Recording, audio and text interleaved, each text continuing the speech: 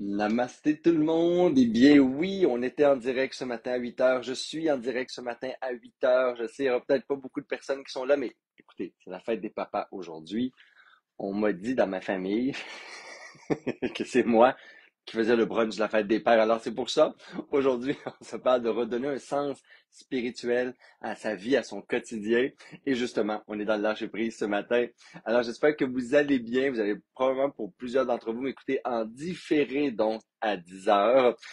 Parce que j'avais comme dans mon esprit, tu sais, quelqu'un qui n'a pas d'enfant, là. Prenez le temps de rire de moi ce matin. Quelqu'un qui n'a pas d'enfant, ça pense, elle a la pensée magique. On a un brunch chez nous, on est 12, je vais aller dans une pièce à côté où tout le monde va méditer avec moi. Mais là, tout d'un coup, ce matin, ma sœur m'a comme fait réaliser, ou mes sœurs m'ont fait réaliser que les enfants, ils méditeraient pas 30 minutes, puis ils m'écouteraient pas 30 minutes. Tu sais, je vous situe, là, même si j'ai 46 ans, j'ai une sœur de 25 ans et un petit frère de 24 ans, qui ont donc des enfants beaucoup plus jeunes, euh, donc des bébés, et des 2 ans, 5 ans. Euh, et on m'a dit que c'était impossible pendant 30 minutes qu'il m'écoute puis il médite finalement. Même si dans tous mes espoirs ou dans ma vision très utopique des choses, ça se pouvait. Alors je suis donc en direct à 8 heures ce matin, en pré-brunch de la fête des pères, chez nous et peut-être chez vous. Alors mes clafoutis sont dans le four pour réchauffer. Et pendant ce temps-là, ben, comme toujours, comme tous les jours de la vie, on lit le dharma, on fait entrer de la sagesse à l'intérieur, on prend un temps pour se déposer, méditer. Alors, c'est un peu ça l'invitation de la journée, la réflexion et la méditation d'aujourd'hui. C'est comment redonner un sens spirituel à sa vie, comment, non, c'est pas, je voulais pas qu'on parle d'intégrer la méditation des pratiques spirituelles, mais je voulais vraiment qu'on regarde le sens spirituel, le sens, l'invitation à la vie intérieure que la vie extérieure nous offre à chaque jour. Alors, coucou pour ceux qui sont en direct ce matin, malgré ma spontanéité, ou en tout cas ce moment improvisé. Là, je vois Julie Vallée qui est là, ma belle Martine Pomerleau qui est là, Guylaine qui est présente, Annie Pomerleau. Ben, j'espère que vous êtes là. Finalement, peut-être c'est encore plus facile. Allô, mon beau Seb, j'espère que vous allez bien ce matin. Bonne fête des papas. Je sais. Ben, peut-être que vous avez un petit chat maintenant à la maison, c'est ce que j'ai pu voir dans les réseaux sociaux là, cet hiver. Allô, tout le monde. Ben, bon matin. Peut-être que ça vous convient même mieux à 8 heures, hein. Dites-moi là donc, peut-être les dimanches, finalement, 8 heures, c'est une bonne heure au lieu de 10 heures. Je vois que les week-ends, des fois, l'été, c'est occupé. Alors, on pourrait commencer ça plus tôt si on voulait. Coucou Nathalie, j'espère que tu vas bien. Allô, Martine Mador, j'espère que ça va bien ce matin. Redonne un sens.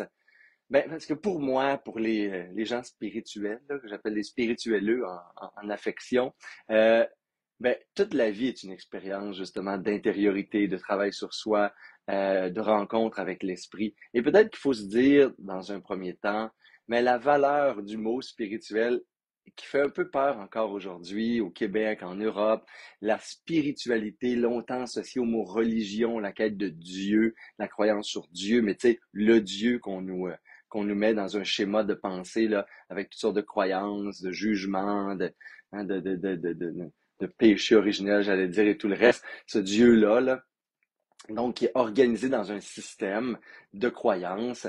Euh, et là, parce qu'on a rejeté certains volets du religieux, et on a aussi rejeté souvent la spiritualité.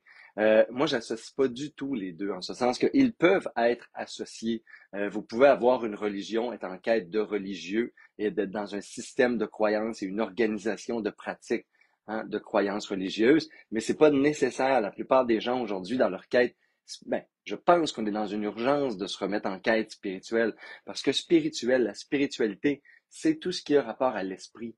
C'est revenir à spiritus, l'esprit, hein, spirit, on le dit en anglais, l'esprit, l'âme qui est en nous, cette intériorité versus la matérialité de l'univers. Et parce qu'on a rejeté avec la religion, le spirituel, la quête intérieure, l'esprit, eh bien, on se retrouve dans une sécheresse intérieure souvent où la matérialité, qui est comme l'autre polarité, hein, il y a le monde spirituel, l'intériorité, hein, et le monde de l'esprit, donc de l'invisible, et il y a la matérialité, donc les facteurs extérieurs, tout ce qui est en dehors de nous.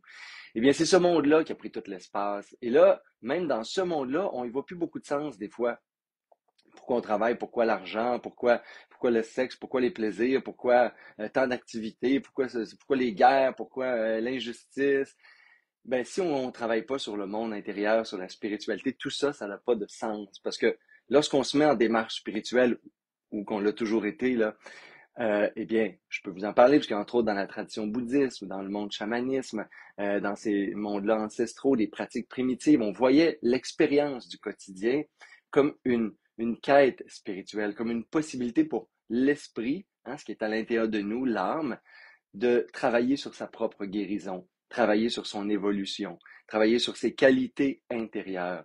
Et là, toute la vie prenait un sens sacré, un sens spirituel, où le matériel et le monde extérieur ne se suffit pas à lui-même. Écoutez-moi bien, là, ce que ça veut dire redonner un sens spirituel ou retrouver le sens sacré à sa vie, c'est de réaliser, constater que le monde matériel ne se suffit pas. Ça ne se suffit pas à soi-même. Ça a un autre sens, ça a un sens plus grand. Hein? Le but de vivre là, dans ma matérialité, c'est pas comme de naître, de grandir, de pourrir et de disparaître. La matérialité de mon existence, c'est ça finalement. Si hein, l'espace dans lequel je me définis, c'est juste mon corps physique. La matérialité des choses aussi, ça a peu de sens. Le ramasser de l'argent, la dépenser, hein, se lever, se coucher, travailler, consommer, et ainsi de suite. Ce monde matériel-là, pour plusieurs d'entre nous, ça n'a pas de sens. Et si on n'injecte pas hein, la foi, les valeurs, les pratiques spirituelles dans ce quotidien-là, ce qui se passe pour la plupart des gens qui sont connectés sur leur intériorité, c'est soit du cynisme, du stress, un sentiment de dépression ou un sentiment de vide intérieur. Eh bien, justement, la plupart des voies spirituelles, de la philosophie aux psychologies sacrées, jusqu'aux pratiques méditatives, toutes les pratiques de guérison intérieure, de rencontre avec le monde qui nous habite à l'intérieur, eh bien, ce que ça nous offre, c'est une perspective, justement, nouvelle. Hein, il y a comme un univers qui s'ouvre à nous qui n'était pas là avant. Et là, on se rend compte que hein, tout est teinté, notre rapport à la matérialité, le monde extérieur, est teinté de ce qui se passe et des qualités de mon esprit. Et là, tout d'un coup, l'aventure spirituelle commence, où je vais travailler sur cette intériorité-là. D'un, je vais créer l'espace de rencontre avec mon monde intérieur, d'où les pratiques essentielles, selon moi, de méditation, de présence, appelez-les comme vous voulez, mais ces états-là dépouillés de l'agitation du monde extérieur et de l'extérieur en moi. Je veux dire, des pensées superficielles qui sont là, le mental, l'agitation, l'ego qui se définit beaucoup dans son rapport avec le monde extérieur, hein, ce que je fais, ce que les gens pensent, ce qui se passe autour de moi. Alors, si je diminue cette agitation-là, tout d'un coup, il y a un nouvel espace qui s'ouvre. Et là, dans cet espace-là, je peux me rencontrer intérieurement. Je peux voir la qualité, hein, comme la texture de mon esprit. Et plus je noue avec cette relation-là, plus je peux regarder ce qui a besoin d'être guéri, ce qui est en train de se transformer, de changer, d'évoluer, toute mon alchimie intérieure finalement. Et là, je me rends compte que ma qualité d'être, ma qualité de vie, mon niveau de bonheur et bien plus est relié non véritablement à ce qui se passe à l'extérieur de moi et au monde extérieur dans lequel je vis, mais beaucoup plus à ce qui se passe à l'intérieur. Et moi, ça a été la seule révolution de ma vie. Ça a été celle-là. À 17 ans, quand je partais en vélo aux États-Unis, partir du lac Saint-Jean, en quête de que veux-je, que peux-je, que suis-je. Et j'étais en train de lire entre dormir dans les rues, dormir sur le bord de l'autoroute, dormir dans des centres d'achat, rencontrer plein de gens, être sauvé par plein de bonnes âmes autour de moi. J'étais en pleine lecture et je partais pas d'un monde qui était nécessairement extérieur à moi souffrant. Famille merveilleuse, extraordinaire, vie merveilleuse, loisirs, une maison, un chalet, une roulotte. Je pars pas de ce monde-là, mais mon monde intérieur est en crise. Crise identitaire, crise philosophique, crise sur l'injustice, trop de sensibilité, crise sur mon orientation ou mes orientations sexuelles ou tout ce qui se passe en moi versus les conventions sociales à l'époque. Et cette crise-là intérieure m'a amené une révolution intérieure qui a été de voir, hein, de trouver dans un livre, le bouddhisme de Bouddha d'Alexandra David-Néel, entre autres, à 17 ans, la, la vérité sur le monde de la souffrance et du bonheur. OK, hein, puisque dans la tradition bouddhiste, entre autres, le facteur déterminant sur mon bonheur, c'est jamais le monde extérieur. Au contraire, le monde extérieur, le jour où je me perds dans l'illusion du monde extérieur comme étant important et ayant du pouvoir sur moi, mais je tombe dans le samsara, le cycle de la souffrance infinie finalement. Hein? Donc, quand je donne du pouvoir sur les autres, mes relations, ma qualité de vie, et je me suis rendu compte, j'ai eu des états de grâce dans ces lectures-là, des moments infinis dans un dépouillement matériel. Et après ça, j'ai revisité ça toute ma vie, d'un ashram à un monastère bouddhiste au Népal, au Bangladesh, à l'Inde, où j'ai vécu des mois et des mois, voire des années si j'accumule tous mes séjours là-bas, et dans le milieu communautaire où j'ai travaillé pendant une grande partie de ma vie après ça, pour comme reconfirmer que la valeur humaine, la qualité de mes relations, le niveau d'ouverture de mon cœur, ma qualité de présence à mes pensées ou ce qui habitait mon esprit, tout ça sont les facteurs sur lesquels j'allais travailler toute ma vie. Mon niveau d'attachement au passé ou aux autres, et ainsi de suite. Hein, donc, mon niveau de lâcher prise sur tout ça. Hein, la prise en charge de mon ego sur mon existence et mon identité versus l'âme, un espace plus clair, plus grand, plus pur à l'intérieur de moi. Tout ça, c'était les facteurs, hein, la dynamique, le travail à faire pour avoir une vie qui avait du sens. Et là, dans cette perspective-là, mes beaux amis d'amour, mais le quotidien doit être comme embrassé, là. Hein, même du bouddhisme au tantra, au travail onirique, c'est comme si, de cette perspective-là, tout nouveau, je regarde le monde à partir de l'âme. Hein? Au lieu que le monde devienne comme un brouillard épais qui me déconnecte de mon âme. Ben, le travail quotidien de la vie, c'est toujours d'être connecté à ma conscience, à mon lieu intérieur. Et de ça, toute la quotidienneté, c'est comme si l'univers orchestrait un espace parfait extérieur à moi pour travailler, évoluer, guérir. Et c'est là où je peux, dans la prochaine méditation, c'est ce qu'on va faire, regarder mon quotidien, tous les petits défis, surtout les petits défis, puis ce qui me fait résister, là, travailler. Comment ça? C'est une invitation à regarder en moi ce qui est encore une source de souffrance. Comment, quand je suis dans l'attachement, la jalousie, l'envie, les peurs, et ainsi de suite, comment à l'intérieur de moi, il y a comme un renoncement joyeux qui doit se faire, pas sur le monde extérieur, mais avant tout sur une pensée, une croyance, une posture intérieure qui crée la souffrance, qui crée la résistance, qui est en dissonance avec les autres, avec l'univers, mais surtout avec moi. Hein? Qu'est-ce qui est en dissonance, en opposition avec ma nature spirituelle profonde? Et à chaque fois que je peux libérer une couche de plus de ce qui est là, qui me fait souffrir, ou qui me crée une cloison entre moi et les autres, entre moi, la nature, entre moi et ma bonté fondamentale, eh bien, je brise ce mur de verre-là à l'intérieur pour être connecté d'une façon complètement perméable et facile à un espace pur, conscient, amour, joie. Et là, on pourrait dire divin, et voilà. Hein, et cet espace-là est toujours disponible à l'intérieur de moi.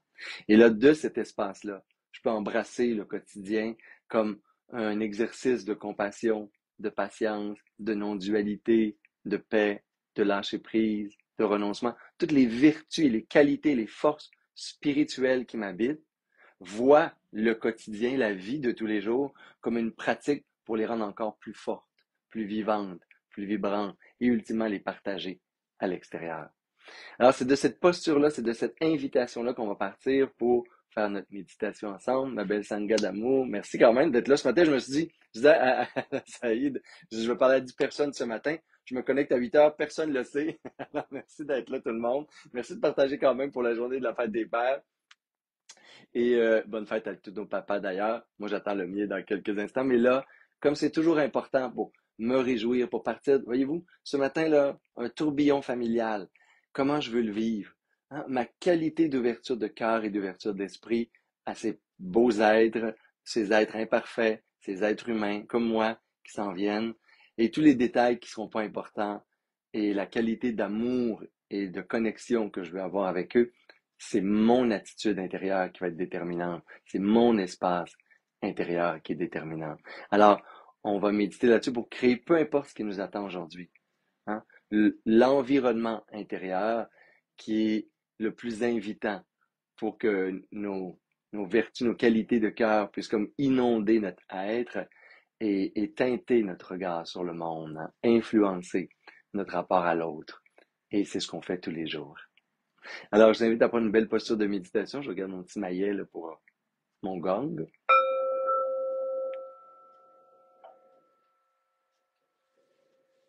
Oh oui, vous m'avez attrapé, hein, le coquin. Et moi aussi, j'ai réalisé très très tard hier soir. Comme les hommes m'ont dit, Martin, les enfants, tu peux pas méditer avec les enfants. Oh non, mais je vais me lever plus tôt, je vais installer la table, puis je vais aller méditer avec ma gang. Fait que me voilà. Merci d'être là. Merci infiniment d'être dans ma vie. Ce matin, ça m'a mis plein de joie, mon espèce de petit chaos là, désorganisationnel. Tu sais. Alors, on s'installe pour méditer, mes beaux amis d'amour. On va rester un peu plus longtemps sur l'étape de pleine conscience de rencontre avec ce qu'il y a à l'intérieur de nous ce matin, parce que la spiritualité, spiritus, c'est l'invitation à rencontrer l'esprit qui nous habite et non pas juste se voir à travers le corps ou les pensées grossières, mais bien de rentrer dans un espace un peu plus profond avec ce qui est là à l'intérieur. Alors on peut avoir une posture immobile et à la fois confortable qui nous permet de rester avec le corps, d'apaiser les distractions des gestes et de l'action. On peut prendre 2 ou 3 respirations libératrices profondes où on peut inspirer par les narines, amener le souffle jusqu'au ventre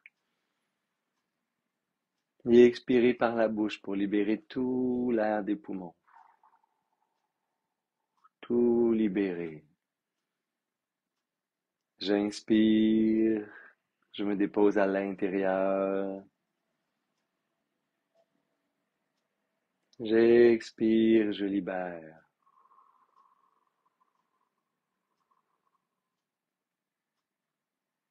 J'inspire, je rentre à la maison. J'expire, je relâche toutes les tensions.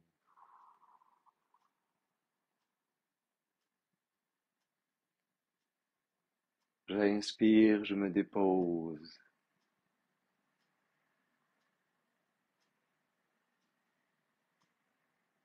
J'expire, je suis léger.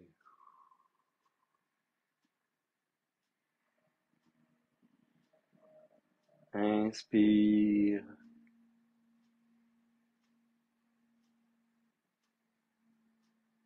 expire.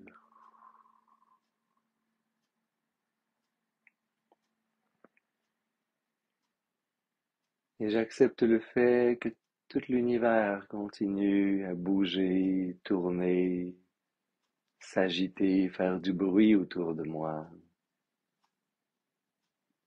Le monde extérieur existe et peut exister librement.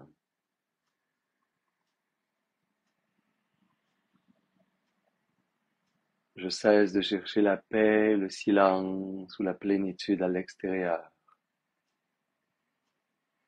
Tout peut exister. Et je me tourne vers mon monde intérieur.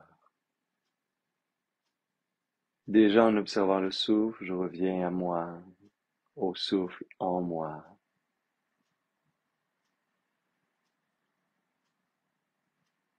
Et je peux rencontrer mon corps en observant les sensations du corps en ce moment.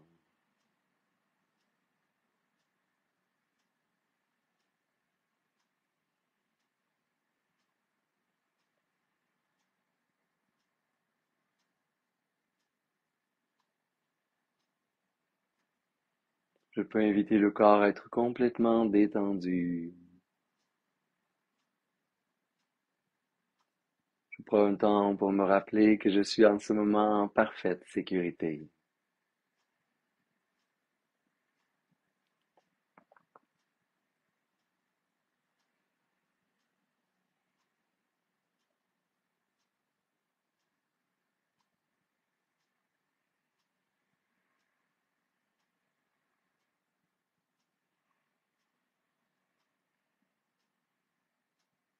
Et je prends un temps pour réaliser tous ces moments où je me suis perdu à l'extérieur,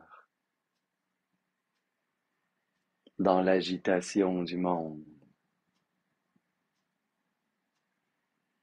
dans mes préoccupations sur la vie matérielle, les choses.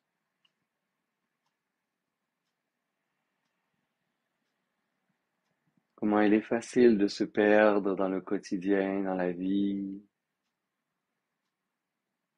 en étant dans le faire, une activité, une construction, une rénovation, prendre soin du corps, l'aménagement de mes espaces de vie, l'entretien de tout ce qui est matériel, les voitures, la maison, le terrain ou la piscine.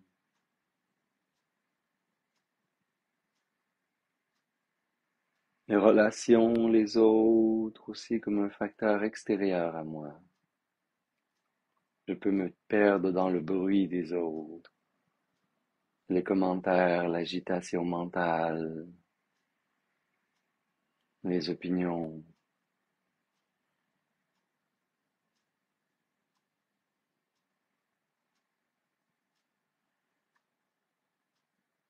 Comme il est facile de se perdre à l'extérieur de moi.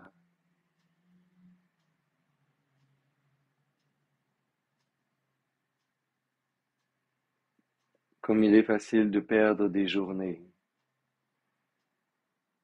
voire même parfois des années,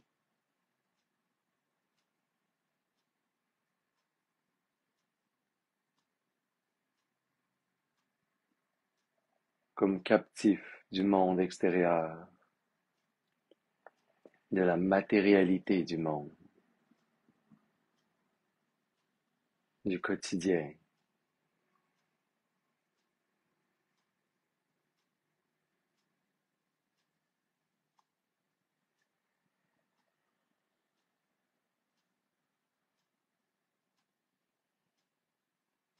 Je réalise qu'il y a un autre monde, le monde intérieur,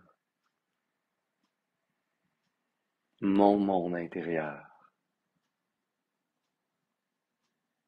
Je prends conscience que c'est le monde intérieur qui m'habite, l'esprit, les qualités d'esprit et d'âme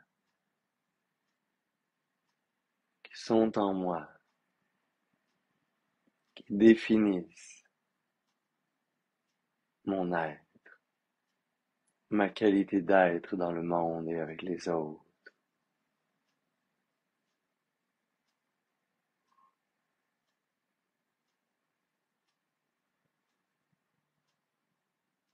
Ce monde intérieur, c'est le monde spirituel, le monde de l'esprit.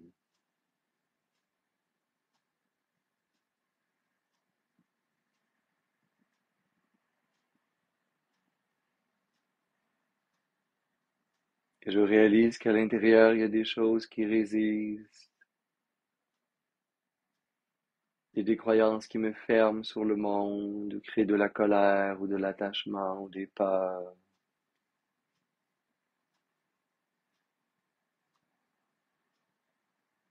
Il y a un monde de pensée où je revisite le passé, où je peux me projeter dans le futur,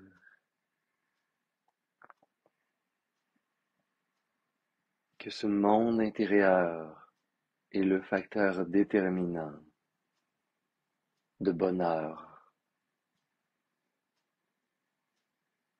Mon monde intérieur est le facteur déterminant sur mon bonheur, ma joie, mon amour, ma sagesse.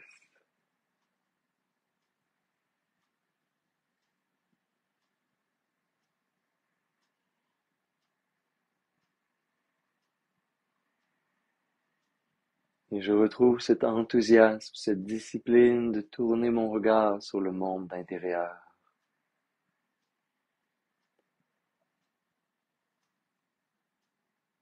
Comme il est grand, parfois mystérieux, parfois troublé ce monde intérieur, un univers à l'intérieur de moi.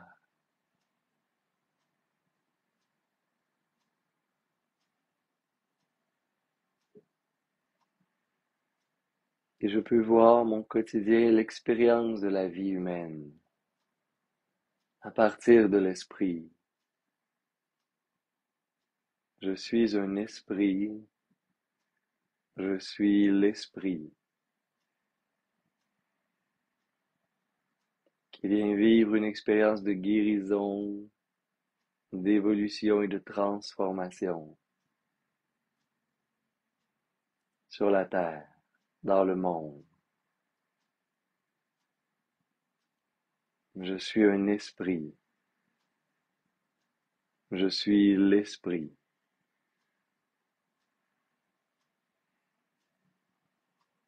Et tout le quotidien, mon quotidien comme une offrande de l'univers à mon esprit,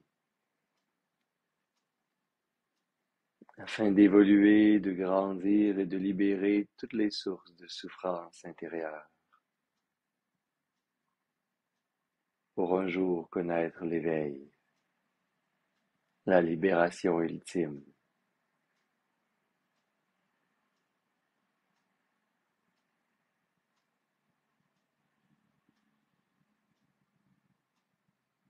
Et je choisis de regarder ce quotidien sur la perspective de l'esprit en guérison et en évolution. Comment dans mon quotidien en ce moment, comment dans ma vie de tous les jours, les événements sont des invitations à grandir, à évoluer, à faire preuve de sagesse, de courage. Qu'est-ce qui en ce moment dans ma vie résiste? Sur quoi je résiste en ce moment? Qu'est-ce qui me fait bouger intérieurement? Si je choisissais d'en faire une expérience de guérison, une expérience spirituelle, l'invitation à éveiller une force de cœur, une nouvelle sagesse, une qualité d'être. Je regarde les obstacles ou les moments, les situations plus difficiles dans ma vie en ce moment, juste celles de ce moment. J'essaie de les regarder de la perspective de l'esprit, de l'âme. Comment je peux m'en servir pour grandir, évoluer, me transformer.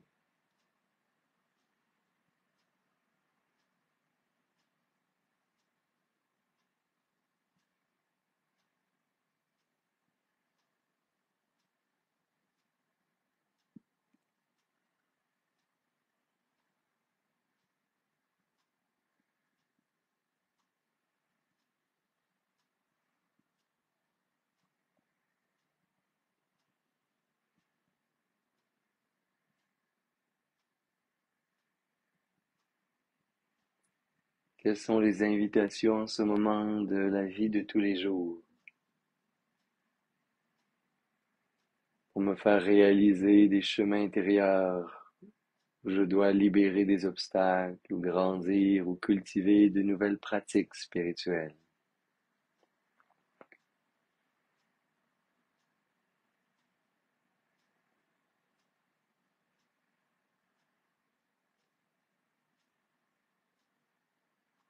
Qu'est-ce qui constitue une opportunité de travailler sur moi en ce moment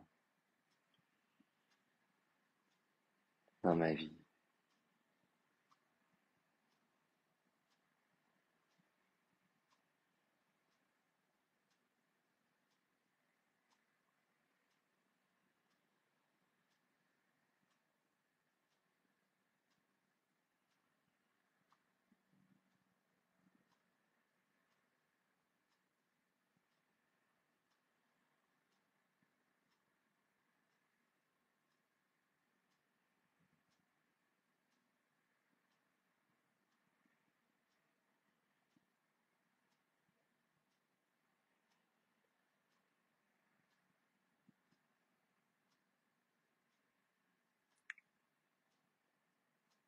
Et choisissez de voir le quotidien, l'expérience matérielle de chaque moment, les autres, le travail, le corps,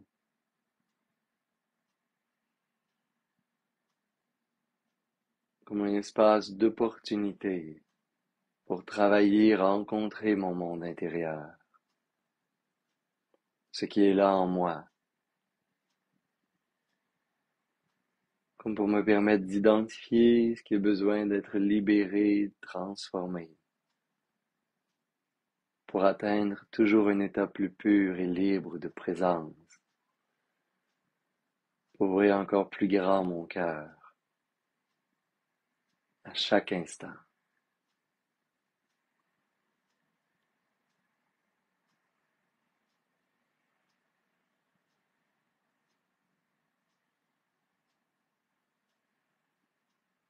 Et je génère cet enthousiasme.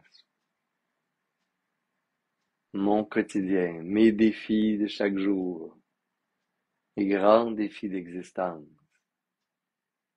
comme une opportunité d'évoluer, de faire grandir mon âme,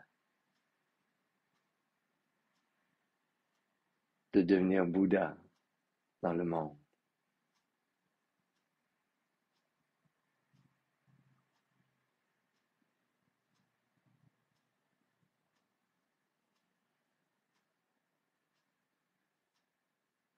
Je peux imaginer que tout mon être s'illumine, me rappelant ma destinée, devenir une âme, une conscience pure dans le monde.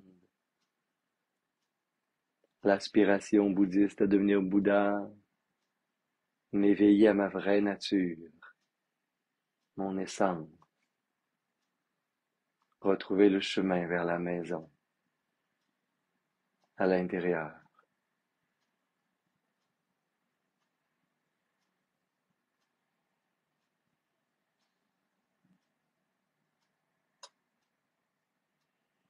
Et avec cette volonté joyeuse, on peut amener les mains en namasté, les frotter légèrement ensemble.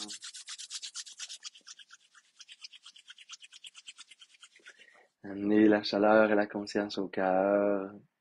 Inspirer par les narines pour expirer bouche.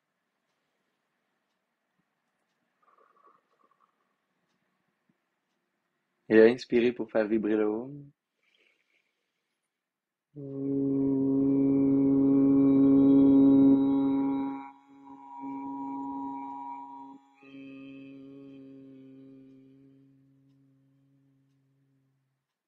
Namasté.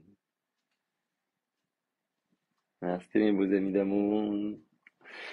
N'oubliez pas que dans 3 dodos, je crois, peu importe quand vous écoutez le direct, le 21 juin, dans quelques dodos, on commence un super défi 21 jours de méditation, manifester l'amour. On est à 120 quelques personnes inscrites. Si vous n'êtes pas de ceux-là, inscrivez-vous. Vous allez pouvoir avoir accès à ce 21 jours-là pendant 3 mois, donc 90 jours jusqu'au prochain défi. C'est tous les jours un rendez-vous. Vous pouvez le faire en différé, donc à l'heure qui vous convient, mais c'est tous les jours à 8 heures. À partir du 21 juin, invitez des amis, invitez les gens que vous pensez qui leur fait du bien. C'est tout le trajet, les méditations, la sagesse bouddhiste pour ouvrir, guérir l'espace du cœur, manifester l'amour. Alors, c'est clairement l'état le plus vibrant, le plus radiant dans lequel on peut être en même temps pour amener la joie. On va voir à quel point le concept de joie dans les traditions bouddhistes sont reliés à l'ouverture du cœur, à cette émanation du cœur qui est la vibration d'amour. Alors, pour manifester l'amour et comprendre peut-être ce qui fait obstacle des fois dans nos relations aux autres, à la vie, au corps, à soi, à l'amour romantique, le couple, là, et ainsi de suite, eh bien, je vous invite à vivre ce défi-là avec moi, 21 jours. Mais j'ai mis le lien déjà dans le vidéo. C'est partout aussi sur ma page Facebook, sur le site web. Alors, manifestez l'amour avec moi pour 21 jours, pour se remplir le cœur pour toute la vie. Ça vous attend, ce défi-là, il vous attend dans quelques jours. Vous pouvez vous inscrire tout de suite, puisque l'on commence bientôt. Le temps que vous receviez les courriels, vous allez prendre le lien, vous vous inscrivez sur le groupe Facebook, etc. pour les lives, vous configurez votre agenda. Je pense que c'est le temps, si vous voulez le vivre, de s'inscrire aujourd'hui. Hein? The time is now, comme dirait Ragnesh. Alors voilà, merci infiniment d'être là. Bonne fête à tous les papas, les filles aujourd'hui, les femmes, les mères. prenez soin de vos hommes, prenez soin des hommes. On parle beaucoup hein, du féminin sacré, de l'espace féminin. Je travaille énormément avec les femmes, mais c'est à nous, je pense, et je m'inclus, on dirait comme femme et homme et tout en même temps, de prendre soin de nos hommes dans le monde qui aussi vivent toutes sortes de blessures en ce moment d'identité, de quête de soi, en ce monde extérieur qui les amène à se perdre de vue. Alors aujourd'hui, on aura le masculin sacré, on aura le père, on aura la sagesse hein, des hommes et ce don-là de l'homme hein, qui est là aussi pour sa famille et pour les gens qui l'entourent. Alors, je vous invite à honorer les hommes autour de vous aujourd'hui, ne serait-ce que pour une journée, pour leur rappeler la grandeur hein, du héros qui les habite. Alors, merci infiniment d'être là. À la semaine prochaine. Non, peut-être dans 2, 3 dodo pour le défi. Namaste.